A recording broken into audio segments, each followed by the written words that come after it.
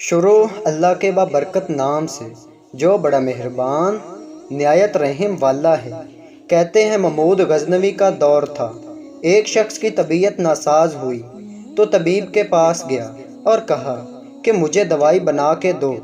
طبیب نے کہا کہ دوائی کے لیے جو چیزیں درکار ہیں سب ہیں سوائے شہد کے، تم مگر شہد کہیں سے لا دو تو میں دوائی تیار کر دیتا ہوں۔ اتفاق سے موسم شہد کا نہیں تھا۔ اس شخص نے حکیم سے ایک ڈبہ لیا اور چلا گیا۔ لوگوں کے دروازے کھٹکھٹانے لگا مگر ہر جگہ مایوسی ہوئی۔ جب مسئلہ حل نہ ہوا تو وہ محمود غزنوی کے دربار میں حاضر ہوا۔ کہتے ہیں وہاں ایاز نے دروازہ کھولا اور دستک دینے والے کی رواداد سنی۔ اس نے وہ چھوٹی سی ڈبی دی اور کہا کہ مجھے اس میں شہد چاہیے۔ ایاز نے کہا آپ تشریف رکھیے، میں بادشاہ سے پوچھ کر بتاتا ہوں۔ ایاز وہ ڈبیا لے کر بادشاہ کے سامنے حاضر ہوا اور عرض کی کہ بادشاہ سلامت، ایک سائل کو شاہد کی ضرورت ہے۔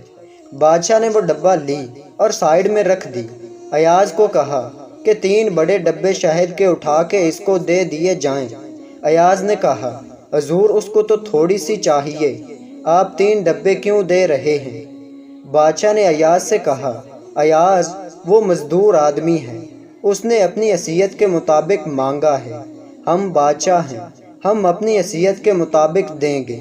مولانا رومی فرماتے ہیں اللہ پاک سے اپنی حیثیت کے مطابق مانگیں، وہ اپنی شان کے مطابق عطا کرے گا، شرط یہ ہے کہ مانگے تو صحیح۔